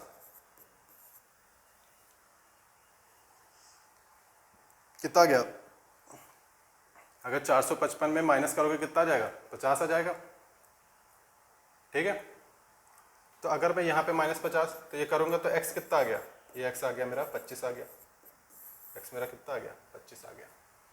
तो मेरा कैट कितनी आ गई? 25 आ गई। कैट अगर 25 आ गई तो मेरे डॉग कितने हो गए? 20 हो गए। डॉग कितने हो गए? 20 हो गए। ठीक है, ठीक है, ये बेसिक सा था, पूरा बेसिक क्वेश्चन था। ठीक है, बेसिक इस तरह आप पूरा कर सकते हैं। आशा करता हूँ समझ में आएगा। सिंपल कैलकुलेशन है कि अगर बिल्ली मैंने मान ली थी x, हर एक बिल्ली 7 बिस्किट खाती है तो 7x खाती है। अगर बिल्ली x होगी तो डॉग कितने बचे? 45 - x। और हर एक कुत्ता कितना खाता है? 9x खाता है। टोटल बिस्किट कितने थे? 355 थे। मैं 7x ब्रैकेट खोला -9x हो गया, 355 तो था ही, इस 45 -9 कितना होता है, अगर मैं 10 से करूँगा 450 -45 9 405 हो गया, और ये 355 इधर लिखा हुआ था, तो ये माइनस माइनस आएगा तो दोनों प्लस हो जाएगा, फिर x कितना आ गया 25 आ गया, मतलब मेरी बिल्लियाँ कितनी आ गई 25 आ गई, और डॉग कितने आ गए 20 आ गए। ठीक, ये तो बेसिक तरीका था। अब थोड़ा अच्छा तरीका देख लेते हैं।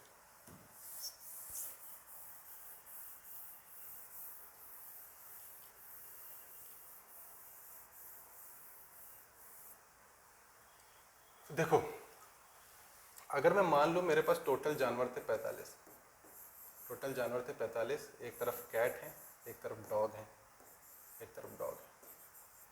ठीक, कैट कितने बिस्किट खा रही है, 7 बिस्किट खा रही है। कैट कितने बिस्किट खा रही है, 7 बिस्किट खा रही है। और हर कुत्ता कितने बिस्किट खा रहा है, 9 बिस्किट खा रहा है, मतलब मैं 7 + 9 2 भी लिख सकता हूँ, मतलब 7 + 2।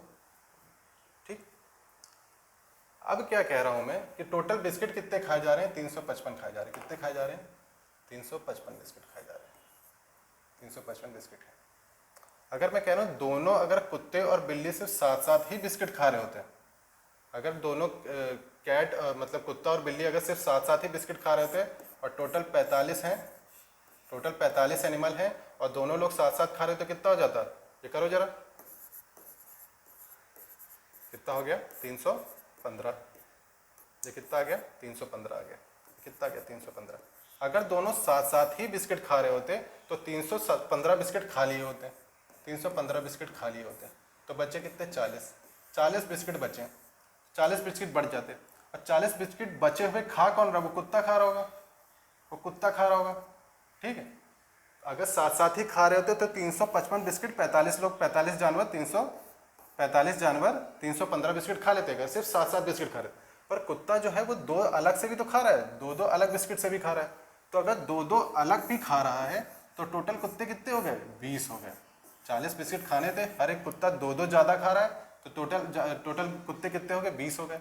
अगर टोटल कुत्ते 20 हो गए तो हमारी कैट कितनी हो गई 45 - 20 25, कितनी होगी 25। मैंने क्या किया है कि मैंने कहा कि अगर मैंने क्या किया है, मैंने कहा अगर कैट है और ये 7, अगर दोनों लोग साथ साथ ही बिस्किट खा रहे होते, अगर दोनों लोग साथ साथ ही बिस्किट खा रहे होते तो टोटल कितना खा लेते, 7 × 45 मतलब 315 बिस्किट खा लेते। और खाने कितने थे बिस्किट टोटल 355 खाने, तो कितने बच गए 40 बच गए। और 40 वो कौन खाएगा, 40 वो कुत्ते खाएंगे, वो दो दो और बिस्किट खाते हैं। हर एक कुत्ता जो है 2 बिस्किट ज़्यादा कर, हर एक कुत्ता 2 बिस्किट ज़्यादा खा रहा है, तो 40 बिस्किट बचे हैं, तो 2 ज़्यादा खा रहे हैं, तो मतलब कितने कुत्ते रहे होंगे 20 कुत्ते रहे होंगे। अगर 20 कुत्ते रहे, 20 डॉग रहे, तो कैट कितनी हो गई 25 हो गई। ठीक, आशा करता हूँ आपको समझ में आएगा। ठीक, फिर अगले क्वेश्चन की तरफ चलते हैं।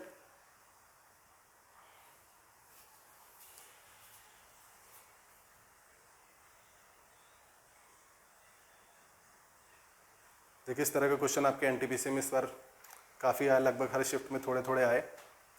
ठीक है, मैंने काफ़ी बार देखा कि ये रेलवे क्वेश्चन एसएससी भी पूछता था पहले, अभी तो नहीं पूछ रहा। ठीक है, लिखा हुआ है in a zoo there are rabbits and pigeon, मतलब एक चिड़ियाघर में खरगोश और कबूतर है। यदि सिर गिने जाते हैं तो कितने होते हैं 280। यदि अगर सर गिने जाते हैं मतलब उनके हेड गिने जाते हैं तो कितने हैं 280 होते हैं। अच्छा एक चीज बताओ, अगर सिर्फ सिर गिने जा रहे हैं, किसी के 2 सर भी होते हैं क्या इनमें से? खरगोश और कबूतर के आपने 2 सर देखे क्या? नहीं।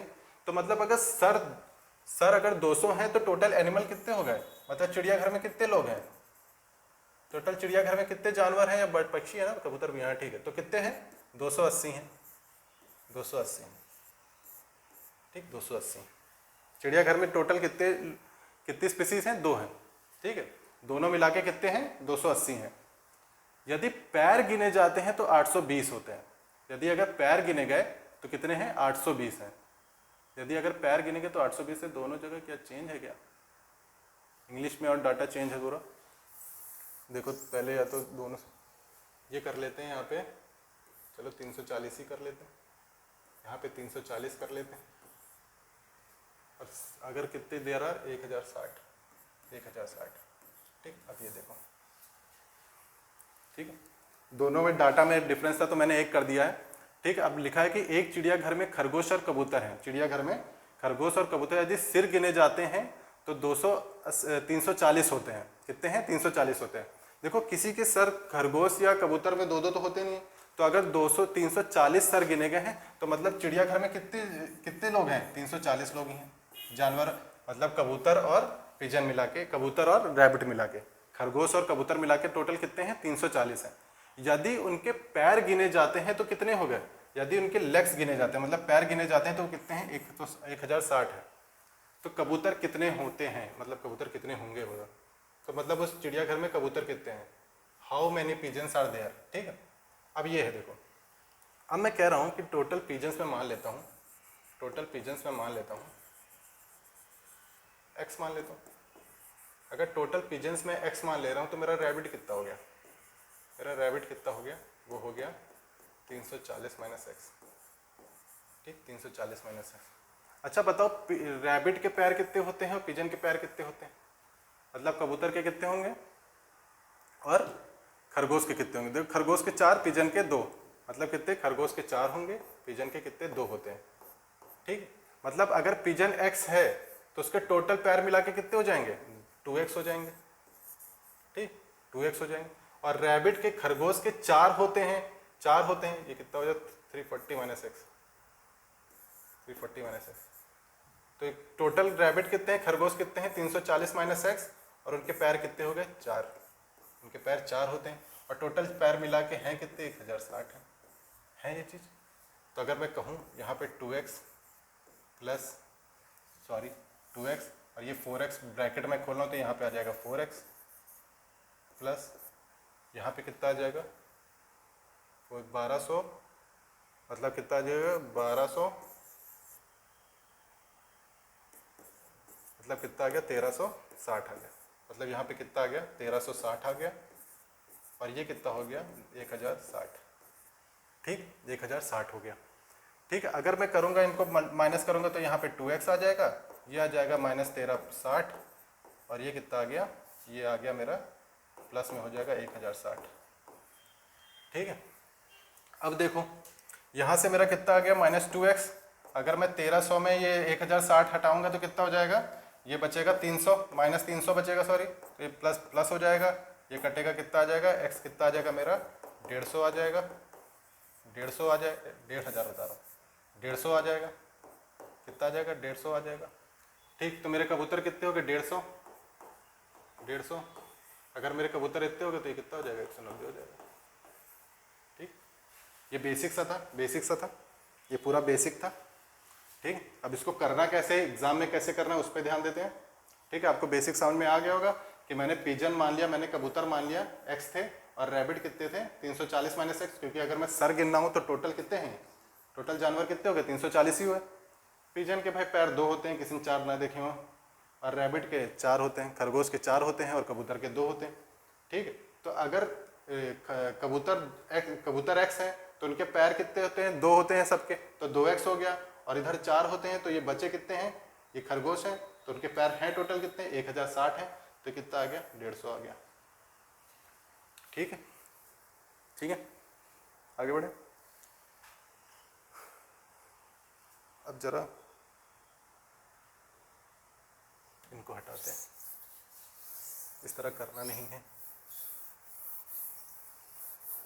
करना इसको, और जो पेपर में जिस तरह करना है उस तरह चलते हैं। ठीक है, यहाँ पे काट के हमने लिखा है 340, यहाँ पे हमने काट के लिखा है 1060। ठीक, देखो तो हमने पहले ही बताया कि हमारे टोटल जानवर कितने हैं चिड़ियाघर में? कितने लोग हैं? 340 हैं, रैबिट और पिजन मिला के। ठीक, खरगोश और कबूतर मिला के 340 हैं। ठीक, 340 हैं। ठीक, एक तो ये कबूतर है, पिजन, पिजन कबूतर इसको बोलते हैं, और एक तरफ है रैबिट, एक तरफ है रैबिट, इसको हम लोग बोलेंगे खरगोश। ठीक, खरगोश। ठीक, अगर मैं कहूँ कि पिजन के, कबूतर के कितने पैर होते हैं? वो होते हैं 2 होते हैं, और कितने होते हैं? 2 होते हैं। और रैबिट के कितने होते हैं? 4 होते हैं, मैं उसको लिख दूंगा 2 + 2। और अगर पैर गिने जाते हैं टोटल हैं कितने, 1060 है कि नहीं है। अगर दोनों के सिर्फ दो दो ही पैर होते हैं, मान लीजिए होते नहीं हैं, दो दो ही पैर होते, सिर्फ अगर दोनों के दो पैर होते और टोटल ये कितने हैं 340 हैं। अगर दोनों के दो ही दो पैर होते तो दो ही दो पैर होते तो 340 एनिमल के दो दो पैर कितने हो जाते, ये हो जाते 680।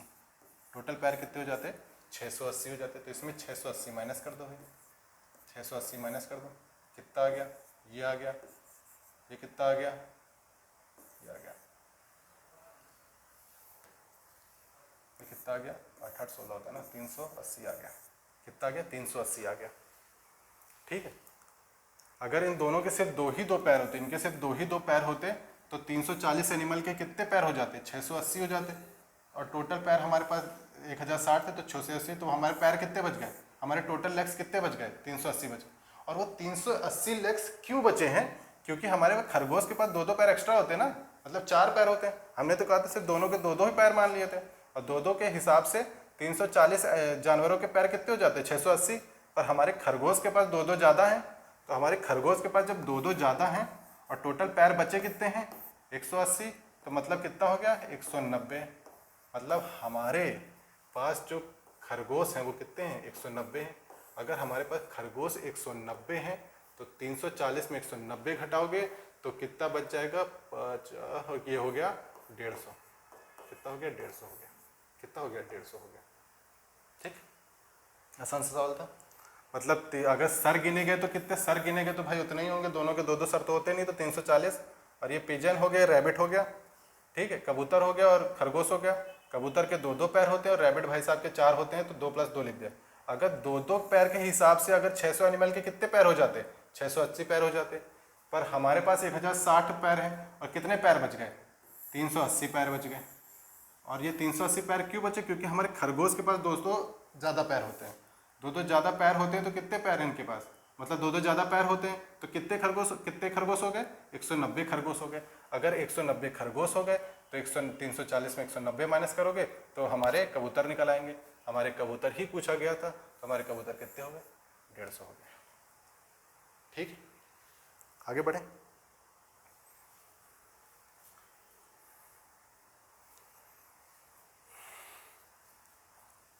चलिए क्वेश्चन पढ़िए, थोड़ा नीचे कर दो।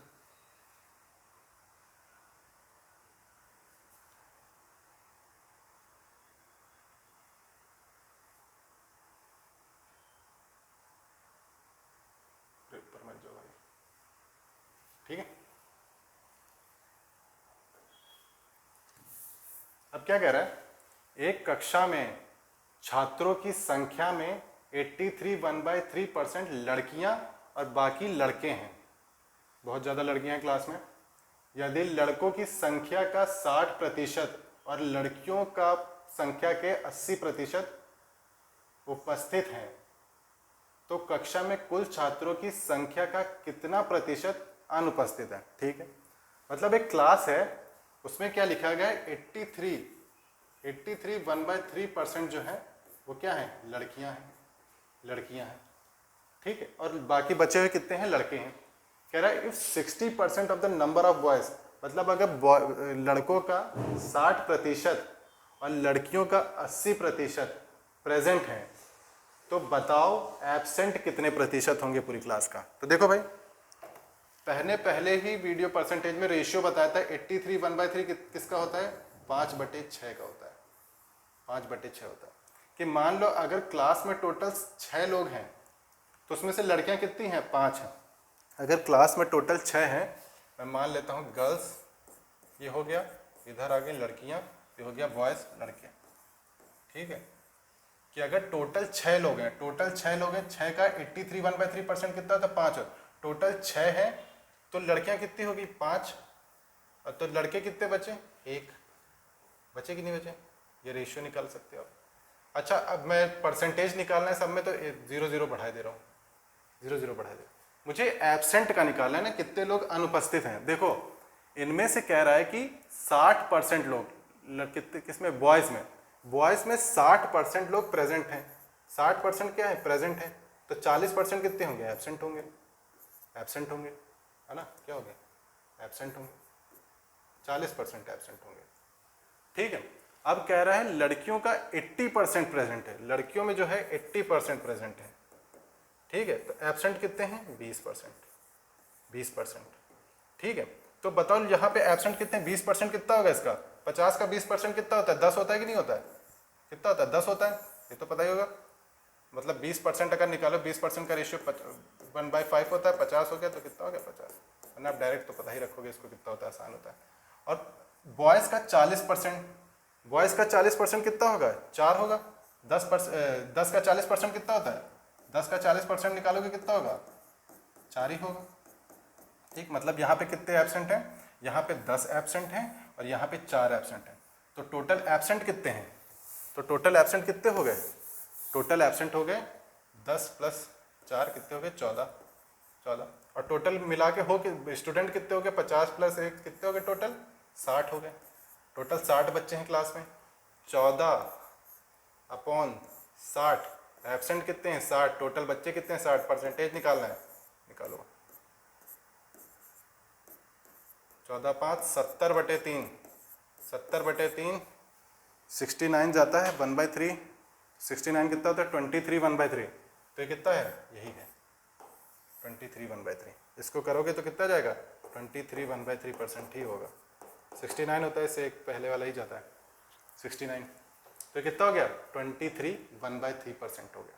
ठीक है, आसान सा क्वेश्चन था, सिंपल से परसेंटेज है, मतलब टोटल ये याद होना चाहिए आपको, रेशियो पता होना चाहिए तो आपके लिए आसान है।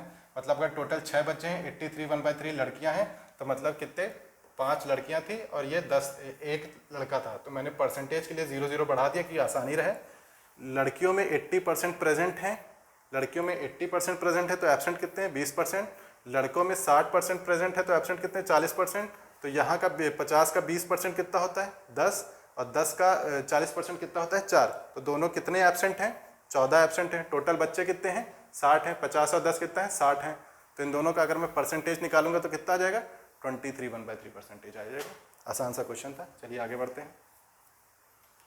आप इस सेशन को ज़्यादा से ज़्यादा शेयर कर दीजिए अपने दोस्तों में।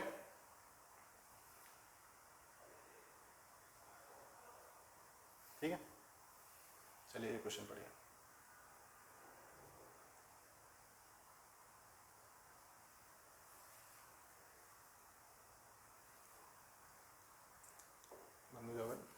कह रहा है 65 छात्रों,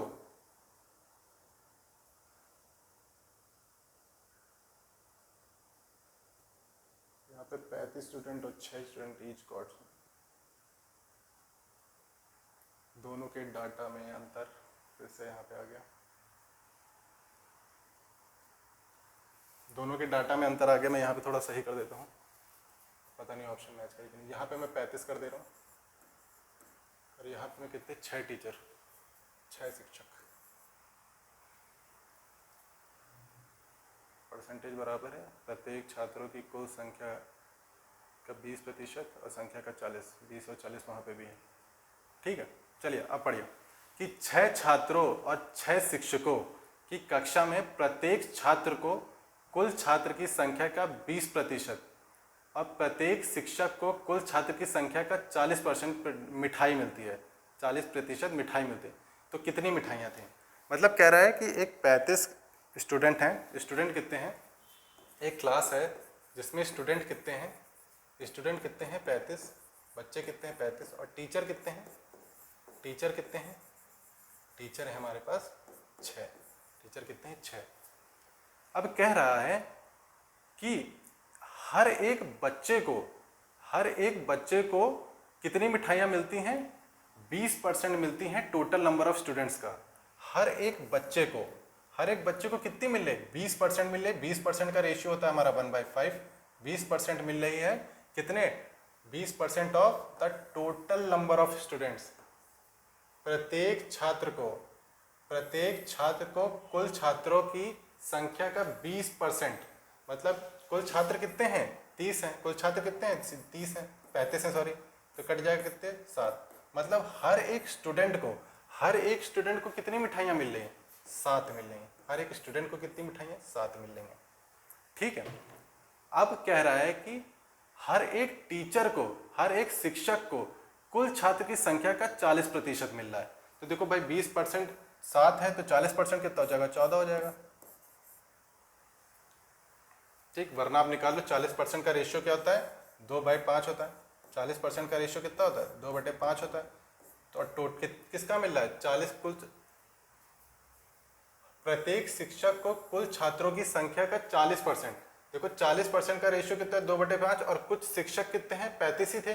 कुल शिक्षक कितने हैं, 35 स्टूडेंट हैं, तो 35 यहाँ पे भी कर लो, तो कितना आ गया, 14। अब खुद ही यार देखो 20% कितना है, 7 है, तो जाहिर सी बात है इधर डबल हुआ तो इधर भी डबल हो जाएगा, तो कितना हो जाएगा, 14 हो जाएगा। ठीक, अब निकालो जरा, ये कितना हो गया, कितना हो गया, 245 होगा ये। 7 3 जा 210 और प्लस 35 कितना हो गया, 245, और 14 × 6 कितना होता है हमारा 84, तो कितना हो गया 329, मतलब हमारा 329 है। 3 हमारा किसी ऑप्शन में है तो नन ऑफ दिस लगा दो, वरना किसी ऑप्शन में होता तो लगा देते। ठीक है, तो कितना हो गया 329, जो कि हमारा किसी ऑप्शन में नहीं है। तो टोटल मिठाइयाँ कितनी हैं, टोटल स्वीट्स कितने हैं, टोटल स्वीट्स कितने हैं, टोटल स्वीट्स हो गए 329 स्वीट्स हो गए। ठीक, टोटल मिठाइयाँ कितनी होगी, 329 होगी। आगे बढ़े, आशा करता हूँ समझ में आ गया होगा आपको। अगले क्वेश्चन की तरफ चलते हैं। फिर मिठाइयाँ,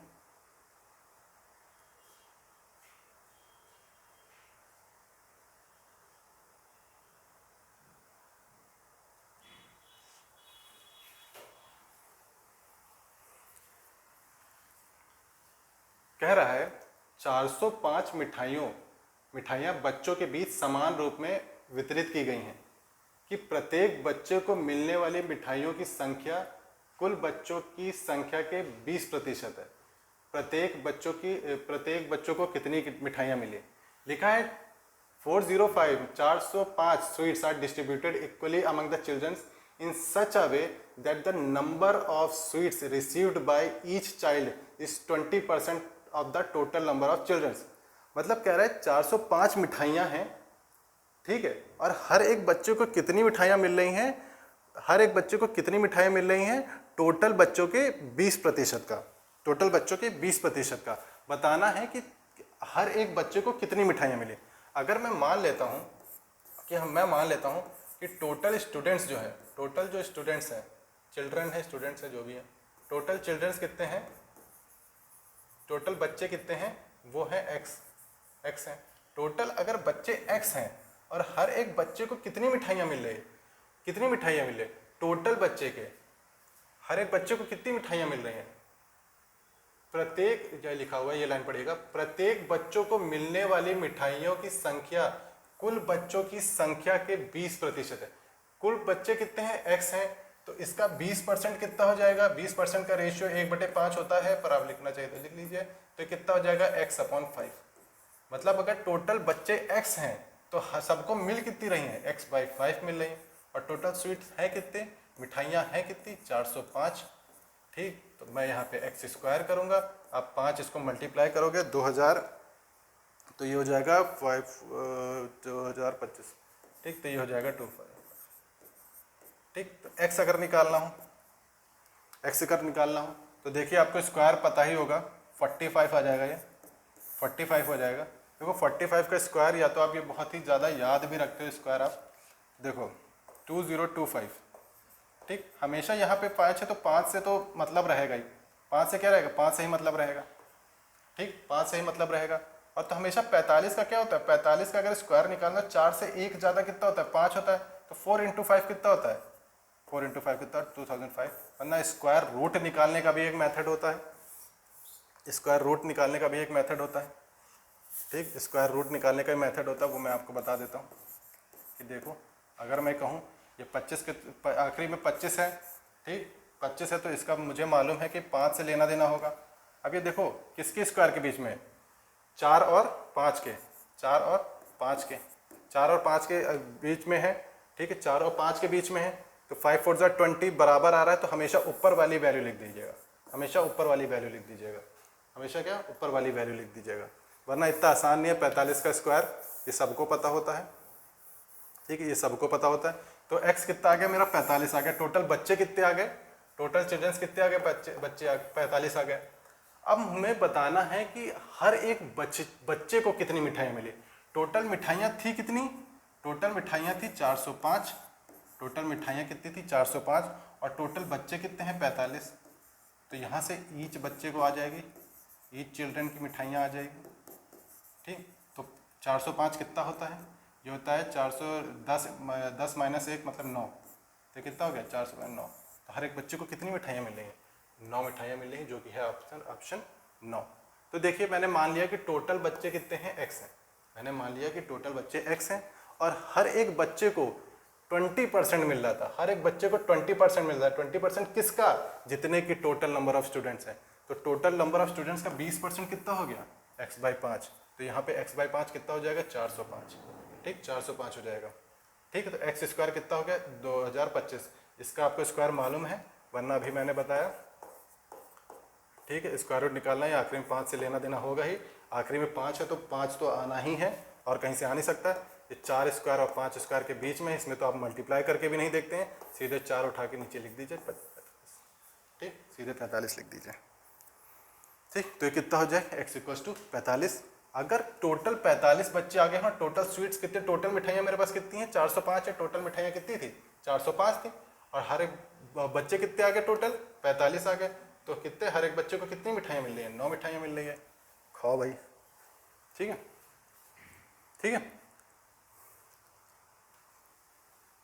चलिए अब हम अपने आखिरी क्वेश्चन की तरफ चलते हैं आज के सेशन में, ठीक। आप इस सेशन को ज़्यादा से ज़्यादा शेयर कर दीजिएगा।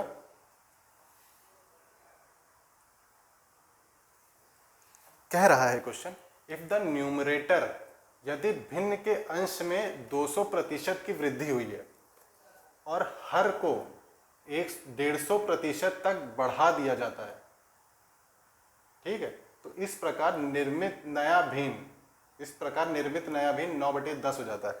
मतलब कह रहा है कि किसी न्यूमरेटर को 200% बढ़ा दिया जाता है, किसी अंश को जो है 200% बढ़ा दिया जाता है, और हर को 150% बढ़ा दिया जाता है।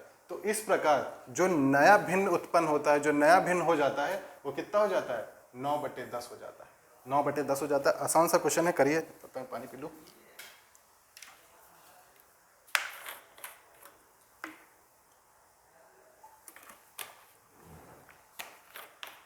अच्छा, एक चीज होती है कि 200% होना और 200% बढ़ जाना, दो अलग चीजें होती है।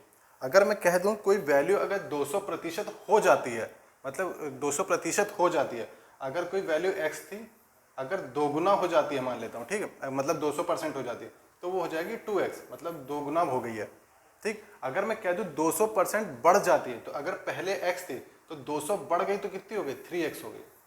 अगर आप इसको ऐसे समझ में जाता है, 200% को आप अगर फ्रैक्शन बदलोगे कितना आ जाएगा x, मतलब अगर पहले कोई वैल्यू 1 थी, अगर 200% हो गई है और बढ़ गई में अंतर देखिएगा, अगर 200% हो गई है तो मतलब पहले 1 थी तो 2 हो गई है। अगर मैं कह दूं 200% बढ़ गई है, तो मतलब अगर पहले 1 थी तो अब 2 से बढ़ गई है, तो अब टोटल हो कितनी गई है 3 हो गई है।